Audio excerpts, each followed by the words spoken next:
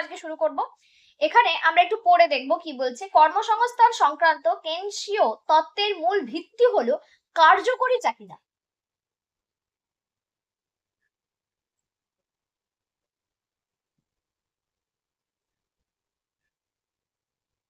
শুরু করার আগে hello everyone, welcome to my channel success tips. আমি কোহেলি। আজকে আমি তোমাদের করাচ্ছি কেনশীয় তত্ত্ব। একদম ছোট্ট একটা বেসিক ধারণা দেব।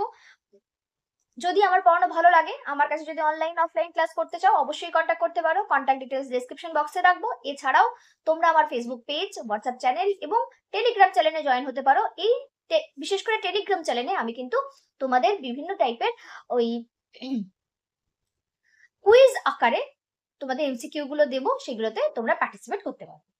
আচ্ছা, এখানে আমরা যেটা বললাম কার্যকরী চাহিদা, এটার ইংলিশ হচ্ছে এফেক্টিভ ডিমান্ড।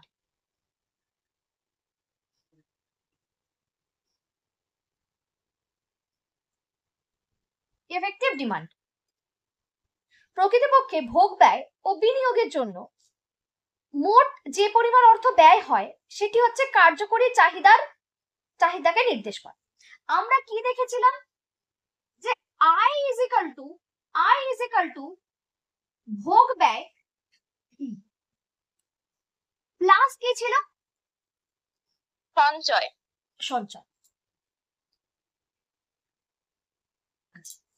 ইনকাম,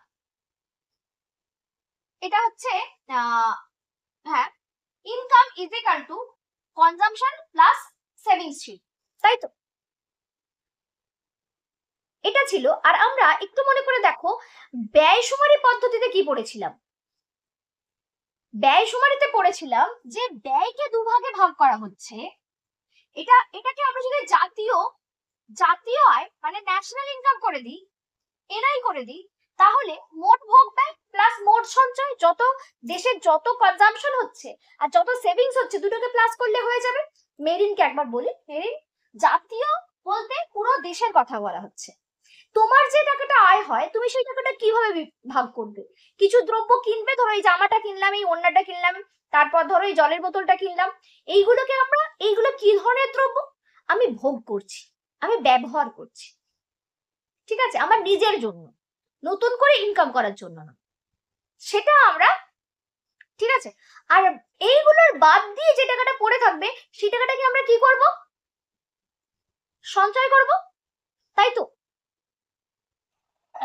এটা ক্লিয়ার? এবার আমরা ব্যয়কে দুটো ভাগে দেখছিলাম। যদি সেটা জাতীয় ব্যয় হয়ে যায়, জাতীয় ব্যয় ন্যাশনাল এক্সপেন্ডিচার যদি হয়ে যায়, ন্যাশনাল এক্সপেন্ডিচার যদি হয়ে যায়, তাহলে কি হবে? Consumption plus investment. আমরা গভর্নমেন্টের কথায় আসছি না আপাতত। এটা কি? ভোগ প্লাস বিনিয়োগ, তাই তো? মনে আছে? হ্যাঁ ম্যাম, তাই তো, ভোগ প্লাস বিনিয়োগ। এবার দেখো, ভোগ মানে, এবার আমরা যদি ব্যয়কে নির্ধারণ করি, আমরা কালকে ওদেরকে যেটা পড়িয়েছি সেটা এখানে আছে। কালকে আমি ওদেরকে কলেজের স্টুডেন্ট গুলোকে ছুটি দিয়ে দিলাম, না দিলেই হতো। দেখো, যেটা বলছিলাম যে আমরা যেটা ব্যয়, এবার ব্যয়কে আমরা কিভাবে কিভাবে দুটো পার্টে ভাগ করছি। যে আমরা যে ব্যয়গুলো করি, এক জিনিসপত্র কিনতে ব্যবহার করি, আর একটা কি করি, মানে যেগুলো আমাদের নিজেদের দরকার সেগুলো। এছাড়াও আরেকটা ব্যয় করে থাকি, সেটা হচ্ছে আমরা দ্রব্য উৎপাদন করার জন্য কিছু টাকা খরচা করে থাকি। মূলধনী দ্রব্যের পেছনে খরচ বা মূলধনী দ্রব্যের জন্য ব্যয়, ঠিক আছে? সেটাকে আমরা কি বলবো? বিনিয়োগ। এবার আমরা যদি জাতীয় আয় আর জাতীয় ব্যয় ইকুয়াল হয়, হ্যাঁ কি না?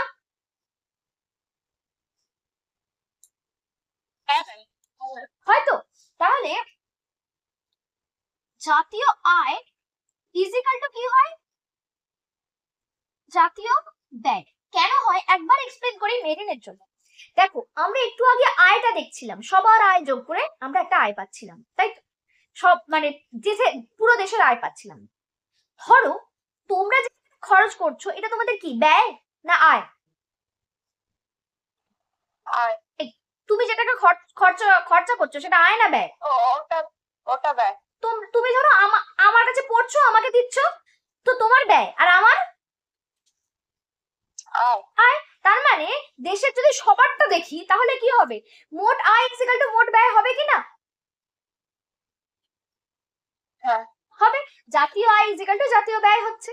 তাহলে আমাদের এই C plus S equal to C plus I হবে।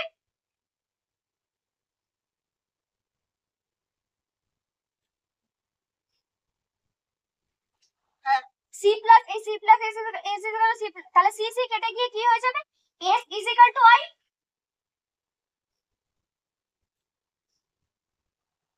আমি তিনখানা ইকুয়াল দিয়েছি, এটার মানে অভেদ এক্স্যাক্টলি সেম হবে, তাই এটাকে বলছে অভেদ বা আইডেন্টিটি। অভেদ বা আইডেন্টিটি, এটা ন্যাশনাল ইনকাম, এটা national income is equal to national expenditure, national income is equal to national expenditure. এইবার আমরা কিন্তু এই যে ধরো আমার ধরো ব্যয় 50,000 টাকা, কিন্তু তোমার ব্যয় হচ্ছে 20,000 টাকা, হতেই পারে।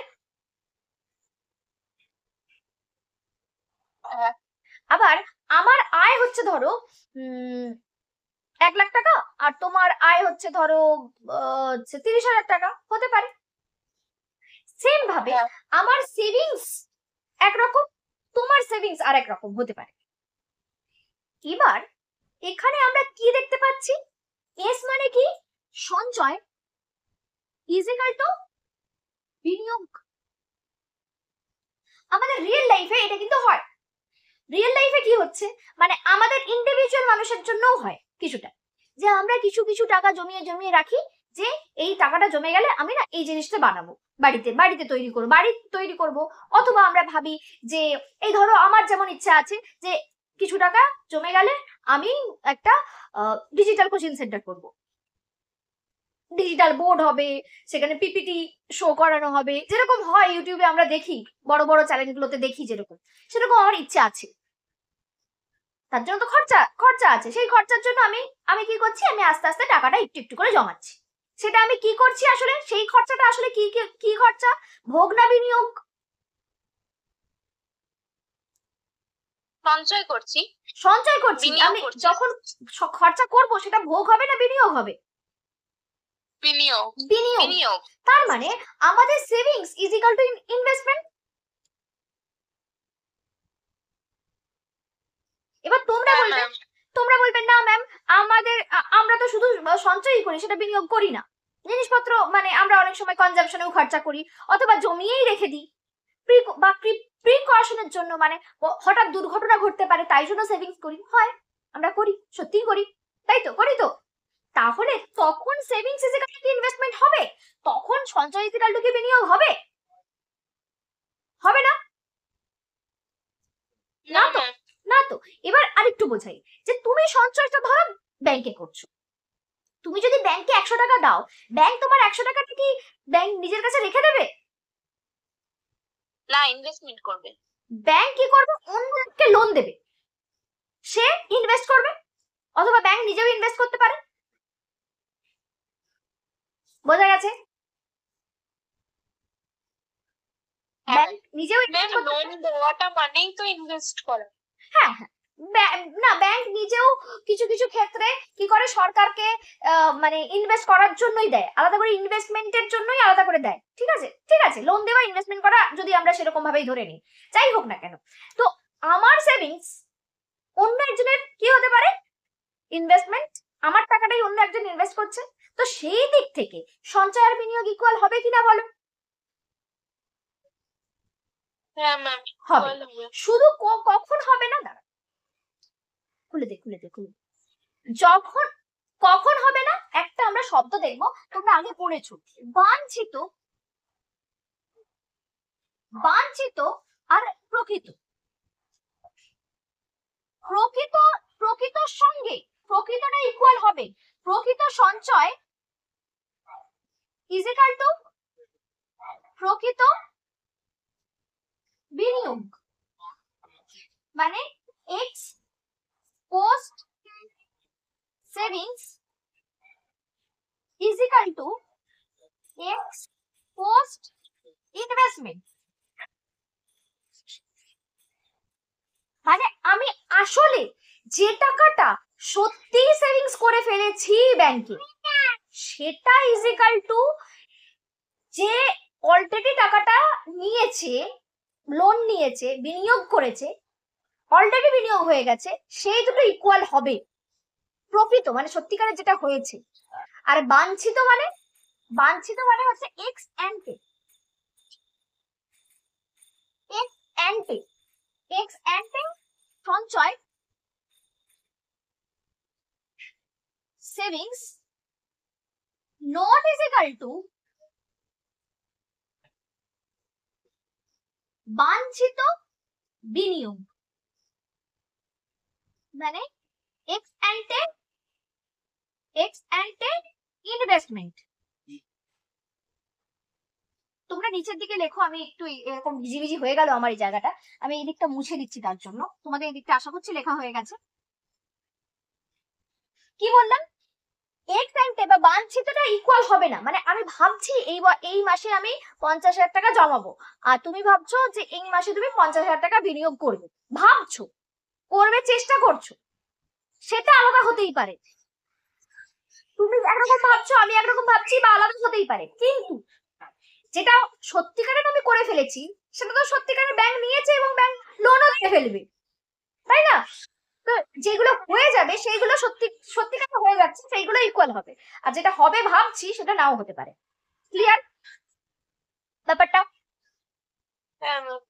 জয়দেব সরকার এটা আছে, দেখবে ওই জাতীয় আয়ের পরিমাপের পরেই আছে অভেদ বলে আছে, একটা হচ্ছে এইটা আছে, আর একটা হলো এটা আছে, ঠিক আছে?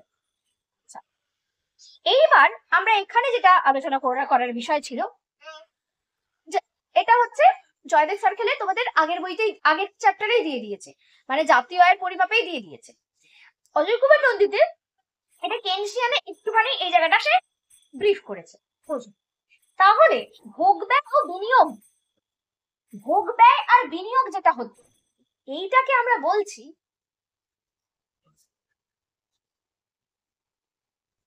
কার্যকরী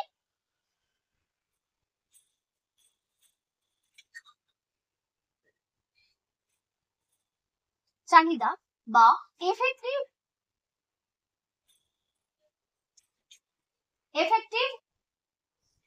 ডিমান্ড। কেন এটাকে বলছি, এটাকে না বলে এটাকে কেন বলছি? সেভিংস আমরা করছি কেন? সেভিংস মানে কি কিছু জিনিস কিনবো, কিনছি? সেভিংস মানে কি কেনা? জমানো। জমানো, রেখে দিচ্ছি। আর ইনভেস্টমেন্ট মানে নিশ্চয়ই কিছু একটা জায়গাতে আমরা কি করছি, দ্রব্যটা কিনছি। আমরা যদি মূলধনের দ্রব্য কিনি, সেটাও আমাদের চাহিদা। আর যদি ভোগ্য দ্রব্য কিনি, সেটাও আমাদের চাহিদা, তাই তো? হ্যাঁ ম্যাম। তো আমাদের মোট যে কি বলে, ভোগ ব্যয় আর বিনিয়োগ মিলে হচ্ছে কি এফেক্টিভ ডিমান্ড বা কার্যকরী চাহিদা। আর এটা ইজিক্যাল টু আমাদের কি হবে, আমাদের হবে জাতীয় ব্যয় ইজিক্যাল টু হবে জাতীয় আয় ইজিক্যাল টু আমাদের কি হবে, কার্যকরী চাহিদা। মানে হচ্ছে national expenditure equal to national income equal to effective demand. আবার ইজিক্যাল টু আরেকটা হতে পারে জাতীয় উৎপাদন ইজিক্যাল টু ন্যাশনাল প্রোডাকশন, জাতীয় উৎপাদন, তাই তো? বোঝা গেছে? বোঝা গেছে বলো? আচ্ছা, এই যে কার্যকরী চাহিদাকে বোঝানোর জন্য দুটো জিনিস ব্যবহার করা হয়েছে। একটা হচ্ছে সামগ্রিক চাহিদা অপেক্ষক, সামগ্রিক চাহিদা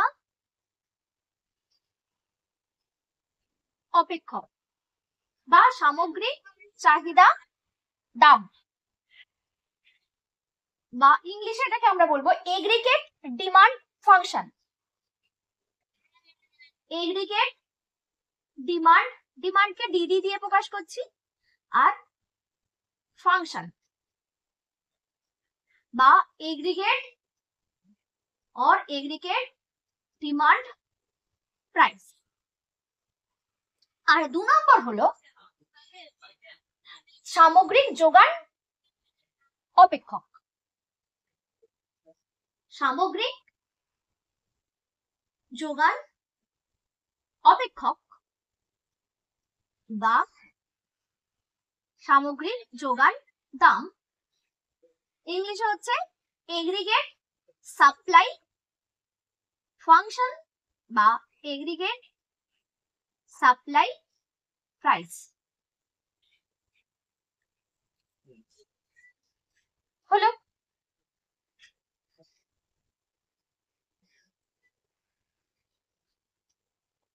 ঠিক আছে। এখানে প্রথমে আছে এগ্রিগেট সাপ্লাই দাম।